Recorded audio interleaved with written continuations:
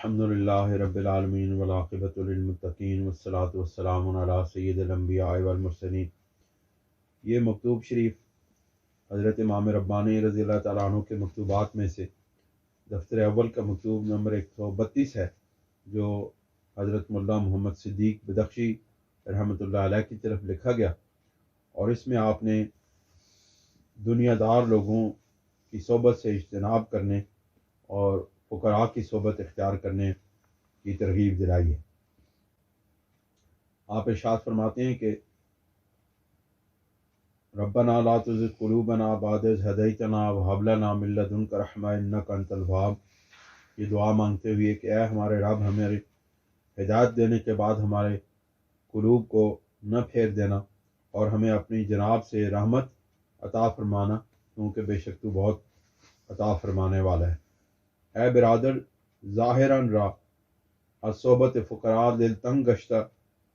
اے میرے بھائی، آپ کا دل فقراء کی صحبت سے ظاہری طور پر دل آپ کا تنگ ہو گیا ہے۔ مجلس اغنیاء اختیار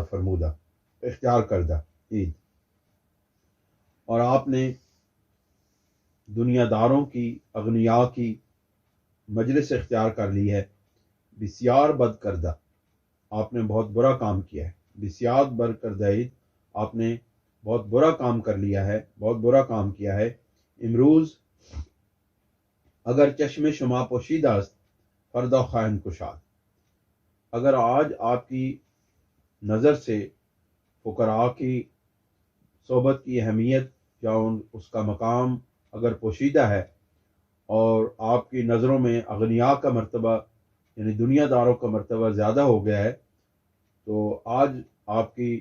نظروں سے فقراء کی صحبت کا جو مقام اور مرتبہ وہ پوشیدہ کر دیا گیا ہے، لیکن کل انشاءاللہ العزیز آپ کی نگاہوں سے جب پردہ ہٹے گا تو یہ ساری بات کھول دی جائے گی۔ وغیر از ندامت فائدہ نہ خواہد کر، اور اس وقت آپ کو سوائے ندامت کے اور کوئی بات بھی فائدہ نہیں دے گی۔ خبر شرط است، بتا دینا شرط ہے، یعنی ہماری طرف سے آپ کو بتا دینا شرط ہے۔ اے بولس امر تو از دو حال خالی نیست، اے دنیا کے لالچ میں مبتلا میرے بھائی، آپ کا حال دو باتوں سے خالی نہیں ہے، یعنی کہ در مجلس اغنیاء جمعیت خواہندہ، یا تو آپ کو اغنیاء کی مجلس میں آپ کو جمعیت یعنی دلی اطمینان دے دیا جائے گا، و یا نہ، اور یا پھر یہ اطمینان قلب آپ کو اغنیاء کی مجلس میں، دنیا داروں کی مجلس میں نہیں دیا جائے گا۔ اگر بے دہن بد و اگر نہ دہن بد ترا، کہ اگر آپ کو دنیا داروں کی مجلس میں جمعیت خاطر میسر آ جائے، یعنی آپ کے دلی اطمینان میسر ہو جائے، تو یہ بہت بری بات ہے، اور اگر دنیا داروں کی محفل میں بیٹھنے کے بعد بھی آپ کو دلی اطمینان میسر نہ ہو تو یہ اس سے بھی بری بات ہے۔ اگر بے دہن استدراج است، یعنی اگر آپ کو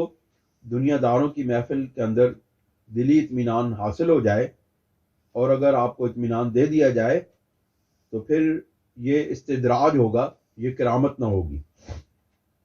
ایاظم باللہ سبحانہ من ذالک، اللہ رب العزت ہمیں ان چیزوں سے اپنی پناہ میں رکھے۔ وہ اگر نہ دہن خسرت دنیا والآخرہ، اور اگر آپ کو اطمینان قلب کی دولت میسر نہ آ سکی تو یہ دنیا اور دین اور آخرت میں، دنیا اور آخرت میں خسارے کا سودا ہوگا۔ نشان حال کا ناسی فقراء بے از صدر نشینی اغنیاس، اس حال کی مثال ایسی ہے کہ فقراء کی دروازے کی، فقراء کی خانقاہوں کی خاکروب کشی کرنا، ان پر جھاڑو دینا، اغنیاء کی صحبت سے یعنی اغنیاء کی محفل میں بیٹھنے سے کئی گنا زیادہ بہتر ہے۔ امروز ان سخن معقول شمار شود یا نہ شود، آج اگر آپ کو یہ بات آپ کی عقل میں آئے یا نہ آئے، آخر معقول خواہد شد، بالآخر ایک دن ہوگا کہ آپ کی عقل میں یہ بات آ جائے گی،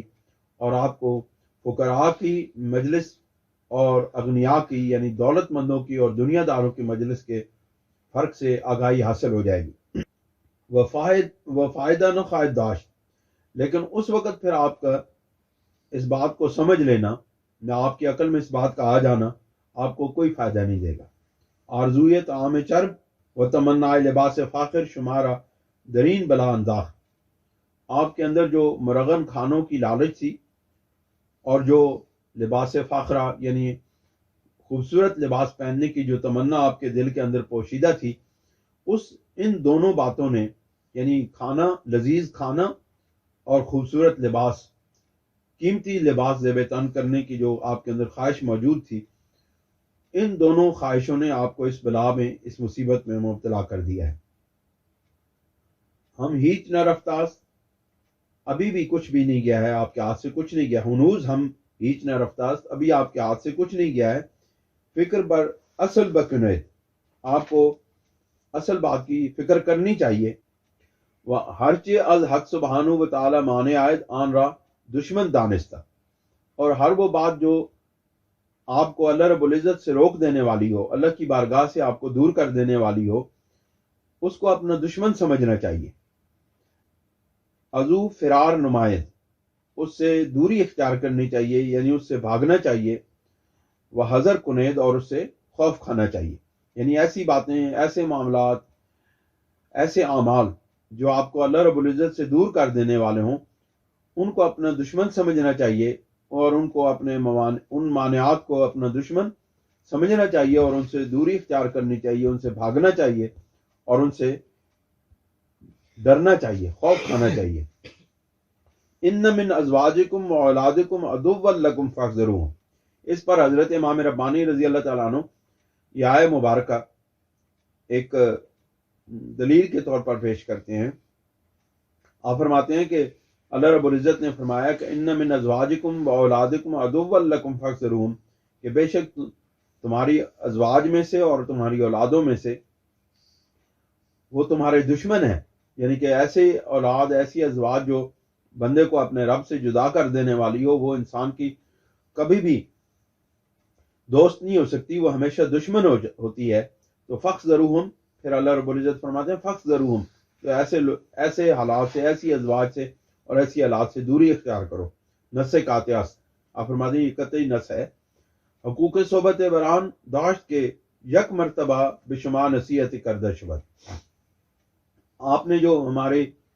صحبت اختیار کی تھی اس کا حق ادا کرتے ہوئے ہمارے اوپر یہ لازم ہے کہ ایک مرتبہ آپ کو یہ نصیحت کر دیں، بے عمل درآیت یا نہ، آپ اس کے اوپر عمل کریں یا نہ کریں، لیکن آپ نے جو ہماری صحبت اختیار کی تھی، آپ ہماری مجلس میں رہے تھے، آپ نے ہماری خدمت میں جو چند دن گزارے تھے، اس کا حق یہ ہے کہ ہم آپ کو یہ نصیحت کر دیں، لیکن اگر آپ اس کو تسلیم کریں تو اس میں آپ کا فائدہ ہے، اور اگر نہ کریں تو بھی آپ کی مرضی ہے۔ من از اول میدانستم از فضولی ہائے شما کے استقامت بر فقر بین وضع دشوار، میں نے ابتدائی میں سے یہ بات جان لی تھی کہ آپ کی جو فضول باتیں تھیں ان کے پیش نظر رکھتے ہوئے میں نے اس بات کا اندازہ لگا لیا تھا کہ آپ کو فقراء کے اس طریقے اور اس وضع پر استقامت اختیار کرنا آپ کے لیے بہت دشوار بات ہوگی۔ اور یہاں پر شعر ایک لکھتے ہیں، وقد کان ما خفت ان یکون، مجھے اس بات سے ڈر ہے کہ تم ایسا نہ ہو جاؤ، ایسا تمہارے ساتھ نہ ہو جائے۔ انا الی اللہ راجعون، تو بے شک میں اللہ رب العزت کی طرف رجوع کرنے والا ہوں۔ والسلام علی من اتبع الہدی والتزم متابعۃ المصطفیٰ علیہ وعلی آلہ الصلاۃ والتسلیمات والتحیات اتمھا واکملھا، اللہ رب العزت ہمیں حضور نبی کریم علیہ الصلاۃ والسلام کی ہدایت پر ثابت قدم رکھے، اور ان پر سلام ہے جو نبی کریم علیہ الصلاۃ والسلام کی مطابقت پر قائم رہتے ہیں اور آپ کی ہدایت پر کو لازم اپنے لیے کرتے ہیں۔ اللہ رب العزت کی طرف سے اور ہماری طرف سے ان کے اوپر سلام ہے۔ من از فطرت و استعداد شما توقع دیگر داشتم، مجھے آپ کی فطرت اور آپ کے استعداد سے ایک دوسری توقع تھی۔ جوہر نفیس را شما در سگین انداختید،